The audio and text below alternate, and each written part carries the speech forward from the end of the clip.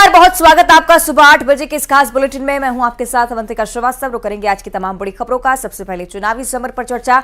सिंधिया समर्थकों पर फैसला अभी तक नहीं आया है। सिंधिया समर्थक मंत्री के टिकट खतरे में नजर आते हुए मोदी और अमित शाह 4 मंत्री के टिकट पर फैसला लेने वाले हैं। महेंद्र सिंह सिसोदिया का नाम, सुरेश धाकड़, ब्रजेंद्र सिंह यादव और ओपीएस भदौरिया की हम बात करें। इन 4 लोगों के नामों को लेकर टिकट पर फैसला होना है। सीईसी में जब केंद्रीय चुनाव समिति की बैठक होगी तो फैसला संभव है। 4 सूचियों में इन मंत्रियों के नामों पर चर्चा नहीं की गई है। मंत्री रामखेलावन पटेल, गौरीशंकर बिसेन, इंदर सिंह परमार, उषा ठाकुर के नामों पर भी पेच फंसता हुआ नजर आ रहा है। कुल मिलाकर ऐसे नेता जो सिंधिया समर्थक के तौर पर जाने जाते हैं, बीते दिनों एक बड़ा प्रभाव भी रहा। हालांकि ज्योतिरादित्य सिंधिया ने मना कर दिया कि मैं चुनाव नहीं लड़ूंगा, उसके बावजूद सिंधिया समर्थकों के टिकट को लेकर लगातार चर्चाएं प्रदेश में बढ़ती आ रही। अभी तक यही जानकारी कि सीईसी की जब बैठक होगी तो प्रधानमंत्री नरेंद्र मोदी और अमित शाह, बीजेपी से दोनों ही ये बड़े नेता इन तमाम नामों को लेकर चर्चा करने वाले हैं। चूंकि सिंधिया समर्थकों के तौर पर इन तमाम नेताओं की पहचान है, टिकट कटता है या नहीं, ये एक प्रमुख सवाल होगा। परफॉर्मेंस के बेसिस पर बीजेपी टिकट देती है अगर, तो हो सकता है कि कोई परिवर्तन भी देखने को मिले। लेकिन अगर इस चीज को मद्देनजर रखा जाता है कि ये सिंधिया समर्थक हैं, ये वही नेता हैं जो 2018 में बीजेपी में शामिल हुए, उसके बाद हो सकता है कहीं ना कहीं इन नामों को लेकर कोई सहमति बनती हुई नजर आए। उषा ठाकुर के नाम पर भी पेच फंसता हुआ। इंदर सिंह परमार, गौरीशंकर बिसेन एक प्रमुख नाम है, मंत्री रामखेलावन पटेल, इन तमाम नामों को लेकर अभी तक बीते 4 सूचियों में कोई भी जानकारी सामने नहीं आई। 5वीं सूची हो सकता है इनके नाम शामिल हो, या ये भी हो सकता है कि एक बड़ा परिवर्तन भी नामों पर देखने को मिले। फिलहाल ये जानकारी कि सीईसी की बैठक में चर्चा होनी है।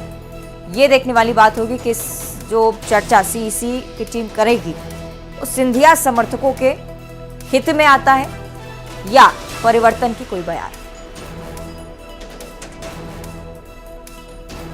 चलिए और ज्यादा जानकारी हम लेंगे इससे कि शैलेंद्र चौहान हमारे साथ लाइव जुड़ रहे हैं। शैलेंद्र, स्थिति जरा समझाइएगा। सिंधिया समर्थकों के टिकट को लेकर बहुत पहले से चर्चा चलती आ रही है, टिकट मिलेगा या नहीं, बहुत महत्वपूर्ण प्रश्न यही है अभी। बिल्कुल अंकित, जब चौथी सूची आई थी तो उसमें सिंधिया समर्थक कई बड़े नाम घोषित हो चुके थे, लेकिन उसमें जब देखा गया तो महेंद्र सिंह सिसोदिया, सुरेश धाकड़, ओपीएस भदौरिया, इनके नाम नहीं थे। तो ये लगातार चर्चा थी कि आखिर इनके नाम क्यों नहीं है। ब्रजेंद्र सिंह यादव भी एक और नाम है। ये सब ग्वालियर चंबल के नेता हैं और कहीं ना कहीं ये ज्योतिरादित्य सिंधिया के समर्थक हैं और उनके साथ ही वर्ष 2020 में भाजपा में आए थे। तो ऐसा माना जा रहा था कि सिंधिया समर्थक सभी मंत्रियों के टिकट लगभग तय है, लेकिन पिछली 4 सूची से जो सस्पेंस बना हुआ है वो लग रहा है कि कल जब सीईसी की बैठक होगी और उसके बाद जब अगले दिन नाम घोषित होंगे तब स्थिति साफ होगी। लेकिन अभी ये 4 मंत्रियों को लेकर बराबर यही चर्चा है कि हो सकता है इनमें से किसी के टिकट कट जाए, कहीं ना कहीं इनके टिकट खतरे में बताए जा रहे हैं। हालांकि जैसे बमोरी से महेंद्र सिंह सिसोदिया की जो स्थिति है वो मजबूत बताई जा रही है, वो लगातार वहां से जीतते रहे हैं, तो उनके नाम को लेकर थोड़ा यह है कि उन्हें रिपीट किया जा सकता है। लेकिन ओपीएस भदौरिया की हालत सबसे नाजुक बताई गई है वहां पर, और वहां पर जातिगत समीकरणों के आधार पर भी बीजेपी पहली 4 सूचियों में टिकट दे चुकी है। तो अभी सबसे ज्यादा रिस्क में है अगर तो वो ओपीएस भदौरिया है। इसके अलावा ब्रजेंद्र सिंह यादव के नाम को लेकर भी लगातार सस्पेंस है कि आखिर उनका क्या होगा। ये सभी नेता बारी बारी से भाजपा के नेताओं से अलग अलग मिले हैं, सिंधिया के साथ भी अभी इनकी बैठकें हो चुकी है और कहीं ना कहीं ऐसा माना जा रहा है कि सिंधिया भी चाहते हैं कि ये सब भाजपा में आए थे और अच्छे चेहरे इन्हें टिकट दिया जाए। अब सारा फैसला दिल्ली की जो कल बैठक है उसमें होना है। तो इन 4 नामों के अलावा और ऐसे इसमें यशोधरा राजे सिंधिया जो है वो खुद सीट छोड़ चुकी है शिवपुरी से, तो वहां पर कोई नया चेहरा आ सकता है। लेकिन उसके अलावा 2 संघ के चेहरे हैं जो कि इंदर सिंह परमार और उषा ठाकुर, उनके नाम पर भी अभी तक स्थिति साफ नहीं है। तो ये लग रहा है कि इनमें से भी किसी को लेकर नाम सीट बदली जा सकती है या फिर इन्हें वापस से मौका दिया जा सकता है। तो अभी ऐसे तो पूरे 9 मंत्री, जिसमें से एक यशोधरा तो खुद सीट छोड़ चुकी है, बाकी 8 मंत्री जो पार्टी नामों को लेकर क्या कुछ फैसला लेती है। बहुत शुक्रिया आपका शैलेंद्र इस पूरी जानकारी के लिए। फिलहाल तो चुनाव को लेकर बीजेपी की रणनीति क्या होती है ये देखने वाली बात होगी, लेकिन एक और बड़ी जानकारी इससे रिलेटेड भाजपा की केंद्रीय चुनाव समिति की बैठक 20 अक्टूबर को प्रस्तावित है। आपको बताएं कि भाजपा के मुख्यालय में ही सीईसी की बैठक होगी। राजस्थान और मध्य प्रदेश को लेकर ये खासतौर पर बैठक बुलाई जा रही है। दावेदारों के नामों पर बैठक में फैसला किया जाना पूरी तरह से संभव नजर आता है। 5वीं सूची और राजस्थान में पहली सूची, दोनों ही चीजें बहुत ज्यादा समझना जरूरी हो जाता है इस समय, जब प्रत्याशियों के नामों पर इस कदर सस्पेंस हो कि सभी को इंतजार हो लिस्ट का। 20 अक्टूबर को भाजपा की यह बैठक, जिसके बाद आप ये कह सकते हैं कि राजस्थान और मध्य प्रदेश में अन्य सीटों को लेकर जो दावेदार बचे हैं उन पर कहीं ना कहीं मंथन किया जाए, चर्चा किया जाए, जल्द से जल्द नामों की घोषणा हो। राजस्थान की स्थिति ये कि कुछ और उम्मीदवारों की घोषणा, लेकिन मध्य प्रदेश में हालात ये भी कि पहले से कुछ उम्मीदवार घोषित हुए हैं। कुछ ऐसी सीटों पर मंथन करना जरूरी है जहां पर अभी भी भाजपा और कांग्रेस का सीधा मुकाबला नजर आता है। सबसे प्रबल दावेदार को टिकट दिया जाना बहुत ज्यादा जरूरी हो जाता है ऐसी सीटों पर। भाजपा इसे लेकर क्या कुछ सोचती है, ये बैठक के बाद ही संभव हो पाएगा कि पता लगे। लेकिन राजस्थान का भी जो समीकरण है उसे भी समझना बहुत ज्यादा जरूरी होगा इस बैठक में। हो सकता है कि राजस्थान में कुछ उम्मीदवारों को लेकर सूची जारी की जाए इस बैठक के बाद। फिलहाल मध्य प्रदेश की अगर बात करें तो 5वीं सूची का इंतजार इसलिए भी क्योंकि विधायकों के टिकट कटने की संभावना है।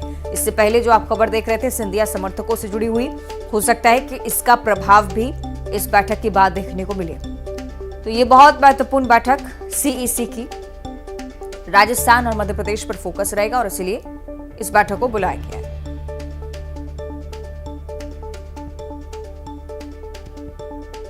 तो 20 अक्टूबर को भाजपा की सीईसी की बैठक, केंद्रीय चुनाव समिति, पहले ही इस बारे में जानकारी साझा की गई थी। 5वीं सूची पर मंथन बहुत लंबा चलता हुआ। सहयोगी अशरफ हमारे साथ दिल्ली से लाइव जुड़ रहे हैं, उनका हम रुक कर लेते हैं। अशरफ, सीईसी की बैठक बहुत पहले से ऐलान उसका हो चुका था। मध्य प्रदेश को लेकर भी स्थिति समझाइएगा, राजस्थान में क्या कुछ हालात बीजेपी देखती है फिलहाल, इस बारे में भी जानकारी।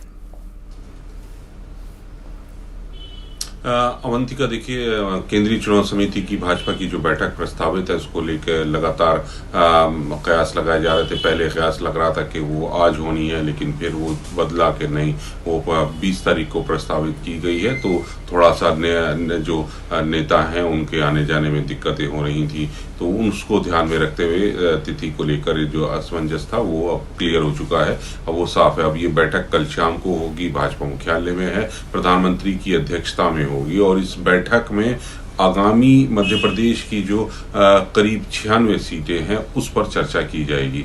और माना यही जा रहा है कि इस सीईसी की बैठक में सभी सीटों पर चर्चा कर लिया जाएगा। हालांकि वो सूची कब जारी करेंगे इसके लिए थोड़ा इंतजार है, क्योंकि परसों मुख्यमंत्री यहाँ दिल्ली आए थे और देर रात तक उनकी कोर कमेटी की बैठक का यहाँ भाजपा के राष्ट्रीय अध्यक्ष जेपी नड्डा और गृह मंत्री अमित शाह के साथ हुई थी।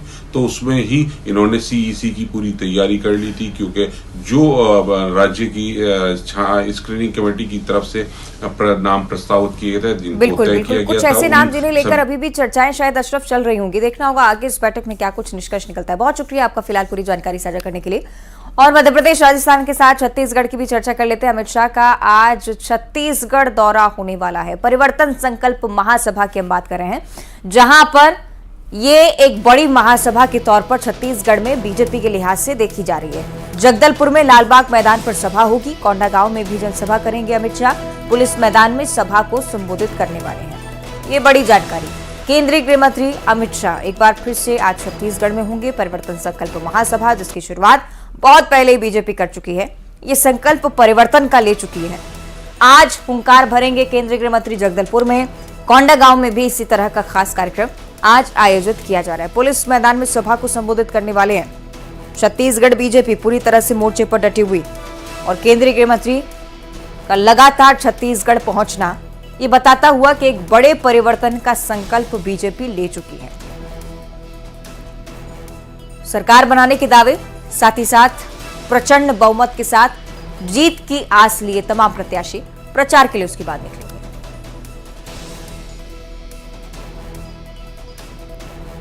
और छत्तीसगढ़ में कांग्रेस ने दूसरी लिस्ट भी जारी कर दी है। दूसरी लिस्ट में कुल 53 सीटों पर प्रत्याशियों के नामों का ऐलान किया गया है। 8 विधायकों के टिकट कटे हैं, 10 महिला उम्मीदवारों को टिकट मिले हैं। रायपुर ग्रामीण से विधायक सत्यनारायण शर्मा के बेटे पंकज शर्मा को मौका दिया गया। अभनपुर से पूर्व प्रदेश अध्यक्ष धनेन्द्र साहू, राजम से अमितेश शुक्ला को दोबारा मौका दिया गया है। कुरूद से बीजेपी के अजय चंद्राकर के खिलाफ तारिणी चंद्राकर होंगी। भिलाई शहर से कांग्रेस के दिग्गज नेता मोतीलाल वोरा के बेटे अरुण वोरा को दोबारा मौका दिया गया है। 53 सीटों में 7 ब्राह्मण उम्मीदवार हैं, 4 क्षत्रिय हैं, जबकि 7 उम्मीदवार कुर्मी जाति से आते हैं। 3 यादव, साहू समाज से 4 उम्मीदवारों को टिकट है। कांग्रेस ने अब तक 83 सीटों पर अपने उम्मीदवार उतार दिए।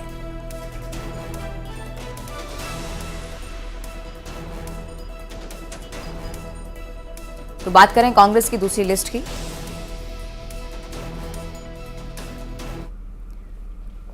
और विश्व कप का टशन जारी है। टीम इंडिया जीत की हैट्रिक लगाने के बाद आज पुणे में बांग्लादेश से टकराने वाली है। मुकाबला पुणे के Maharashtra cricket association cricket stadium में खेला जाना है। एमसीए स्टेडियम में वर्ल्ड कप का यह पहला मुकाबला होगा।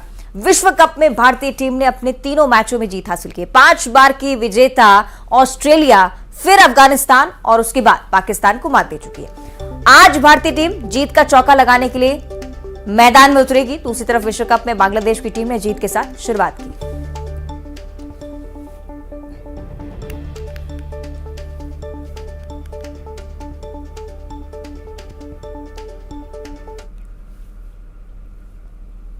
और चुनाव का मौसम आ गया है। चौक चौराहों और चाय की दुकानों पर सियासत की बात हो रही है। चाय की चुस्की के साथ चुनावी चर्चाएं लगातार हो रही हैं। जनता के मुद्दों से लेकर विकास तक बात की। न्यूज़ 18 की टीम ने खंडवा में चाय की दुकान पर लोगों से क्षेत्र का हाल जानने की कोशिश की है। देखिए।